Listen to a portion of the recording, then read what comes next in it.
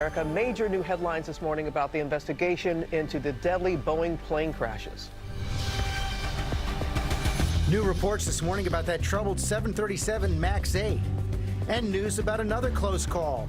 The new cockpit recordings from that Lion Air crash revealing pilots racing through the plane's manual just moments before the tragedy. And why hero pilot Sully Sullenberger is calling for action. Also this morning, two new storms forming right now. Heavy rain heading for the hard-hit Midwest on the heels of that deadly flooding. And a new nor'easter taking aim, D.C. to New York and Boston on alert. Breaking news on that massive chemical fire sending miles of smoke toward Houston. What we're learning as we come on the air. Major medical breakthrough, the first of its kind drug to help new moms struggling with postpartum depression, just approved by the FDA. Dr. Ashton is here. Wendy Williams' stunning revelation. The talk show host telling fans she's been living secretly in a sober house, struggling with addiction while doing her show. And how to catch a car thief. The new security app you can download right on your phone to stop robbers in action. And the NFL player who used it to tackle the would-be thief in real time. Live in Times Square, this is Good Morning America.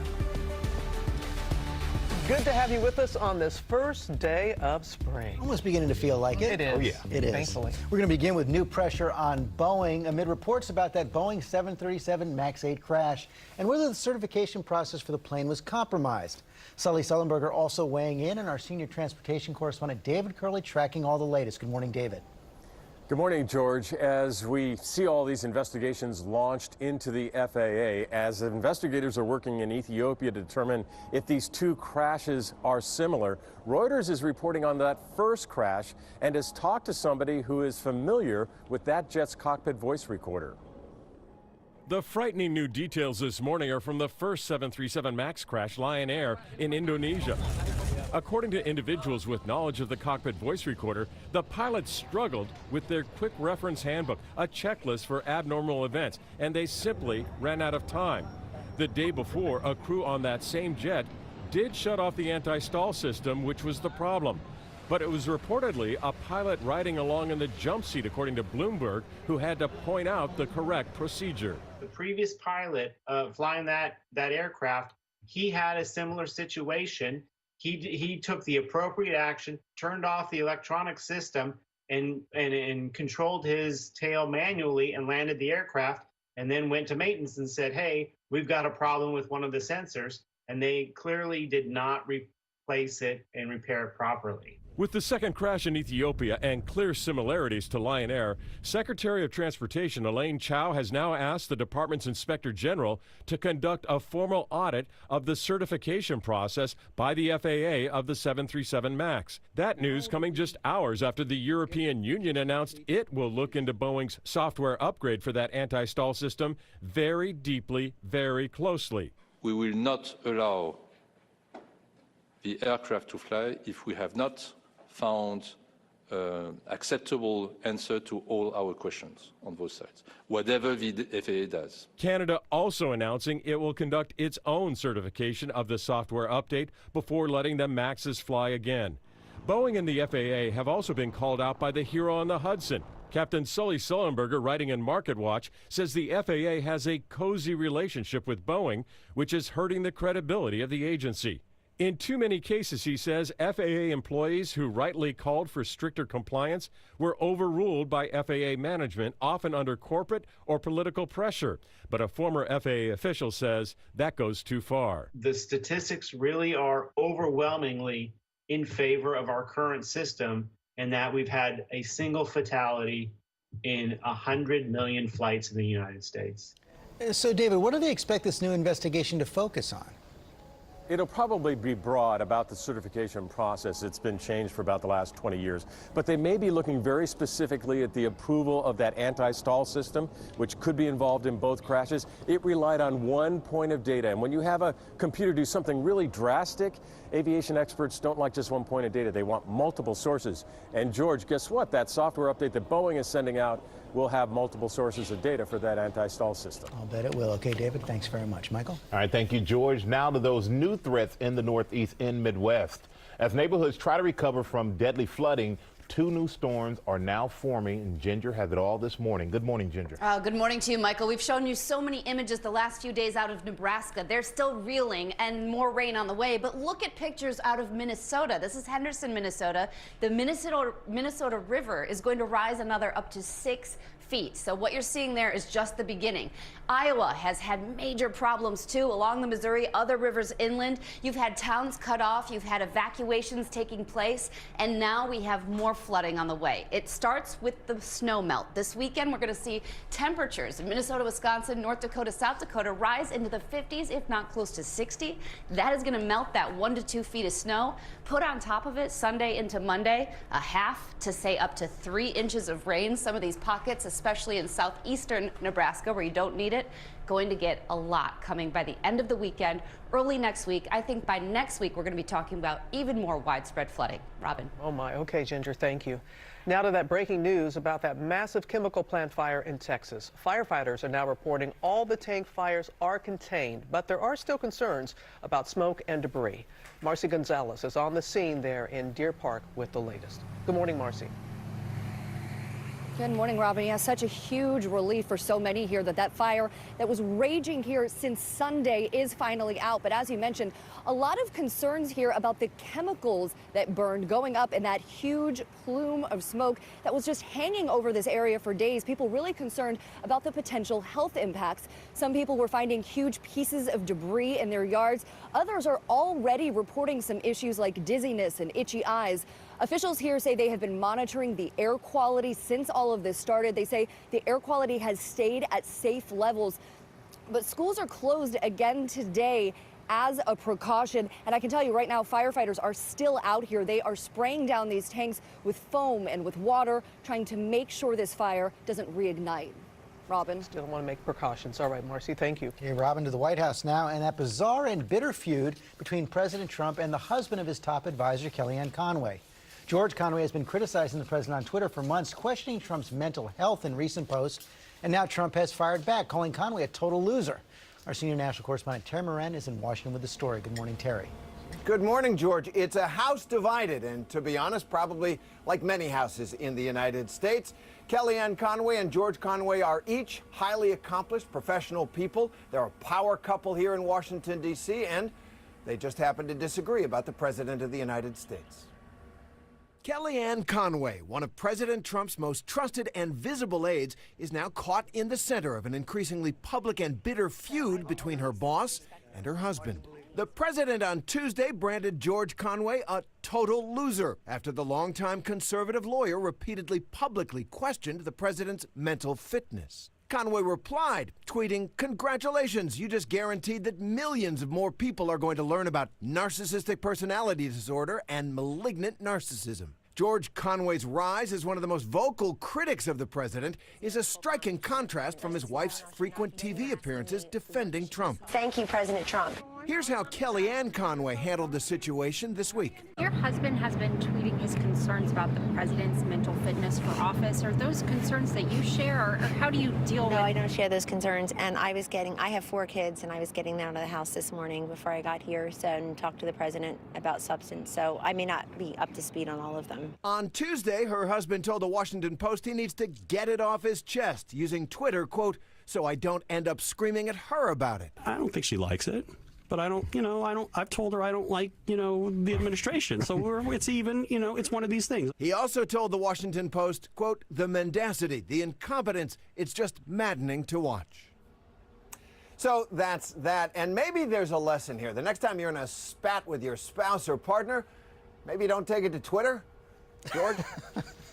That's pretty good advice, Terry. Thanks very much. Also in Washington, more signs now. The Mueller investigation may be wrapping up as newly unsealed search warrants for Michael Cohen, hundreds of documents released at the request of ABC News and other news organizations, reveal just how long Trump's fixture was on Mueller's radar.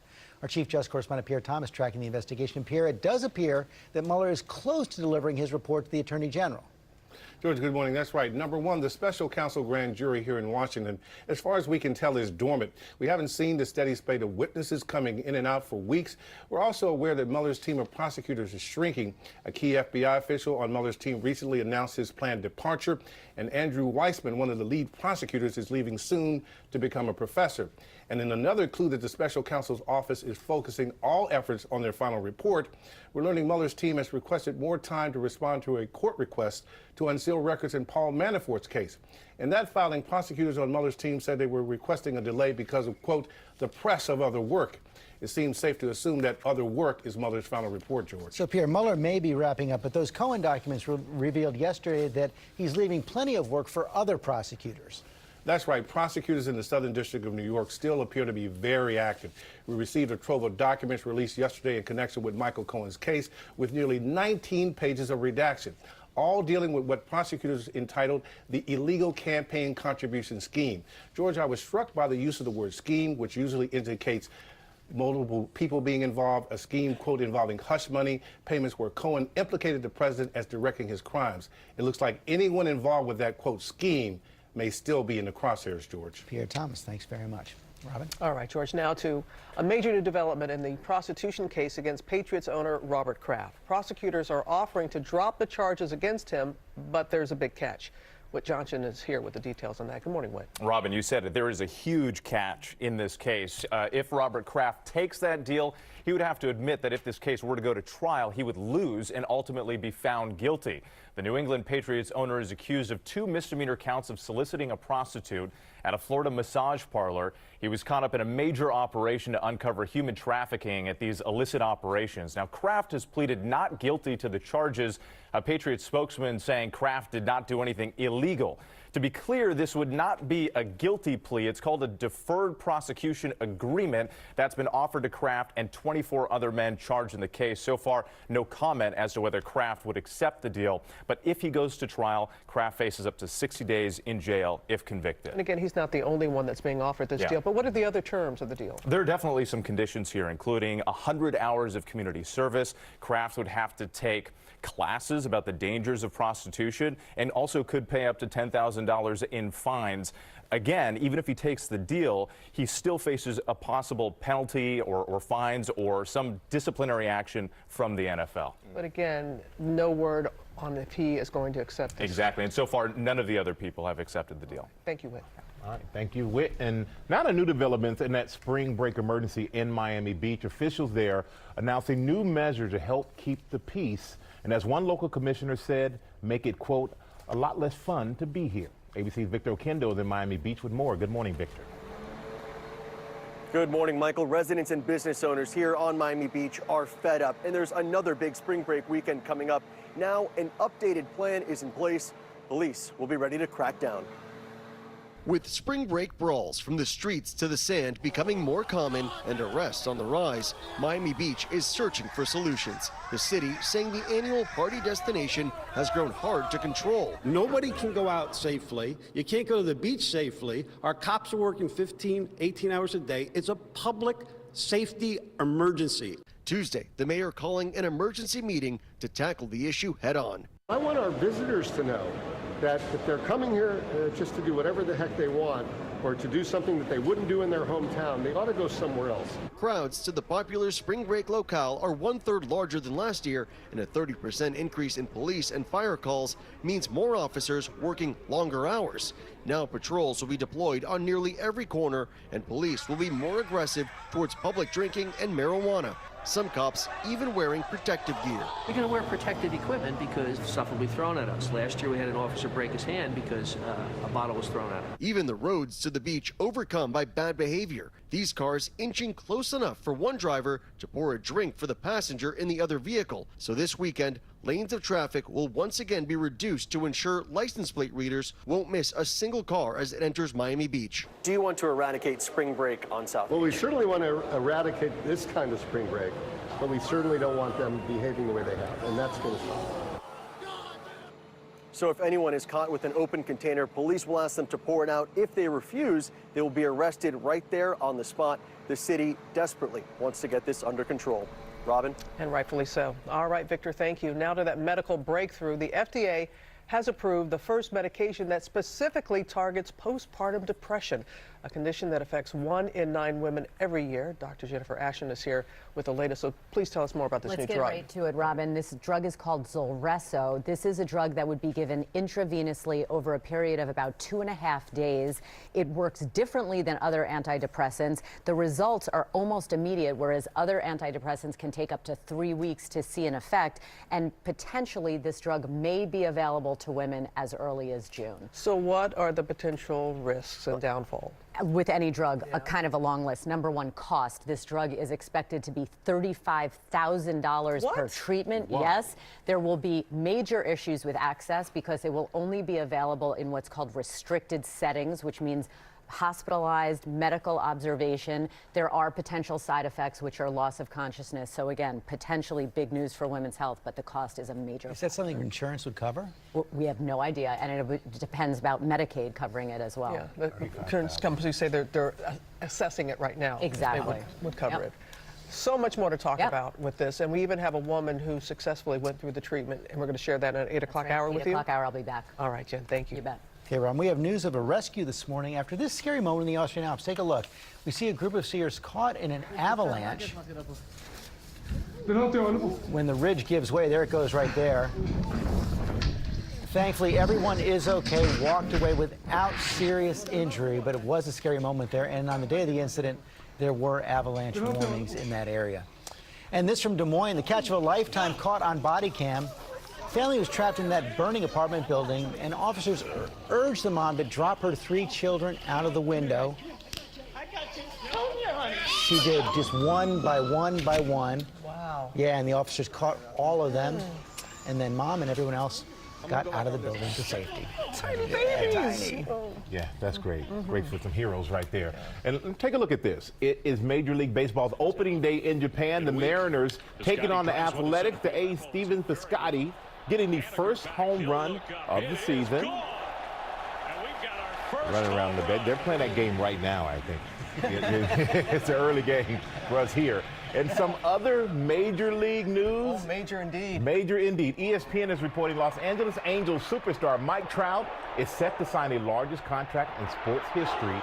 12 years, $430 million.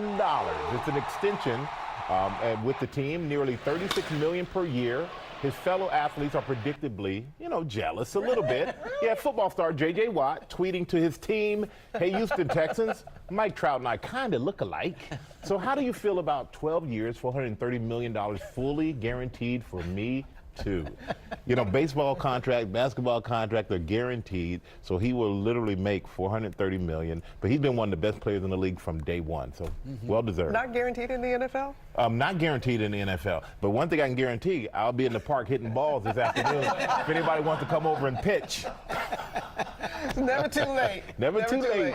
All right, this morning we have the latest on Wendy Williams' emotional announcement. The talk show host revealing she's living in a sober house. We wish her all the best. She's going to be back on the job today, and we're going to have more on her story ahead. We will. And the $150 million lawsuit against the hugely popular fitness program Peloton over those exercise videos and the music in them. Now we have to go to Ginger. And let's talk about that coastal storm. So eastern North Carolina, maybe Morehead City. Folks are going to get it tonight, and then it's going to move on up Philadelphia, New York City by Thursday night. It's really windy after this. Your local weather in 30 seconds. First, though, the Spring-like cities, sponsored by Northwestern Mutual. Dad! Dad! Can you drive me over to Jessica's house?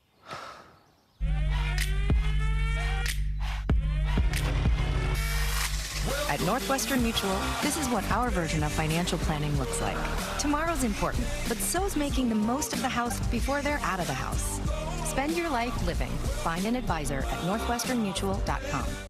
Spring begins today at 5:58 p.m. Expect dry conditions, but clouds are going to be increasing, so some early day sunshine before those clouds move in. 54 to 58 degrees, temperatures rising out of the 30s. Now, we are tracking quite a bit of rain with our next weather maker. The rain starts overnight for most areas, and it's going to be a morning rush and an afternoon rush. Close to 2 inches of rain in some areas, at least an inch expected.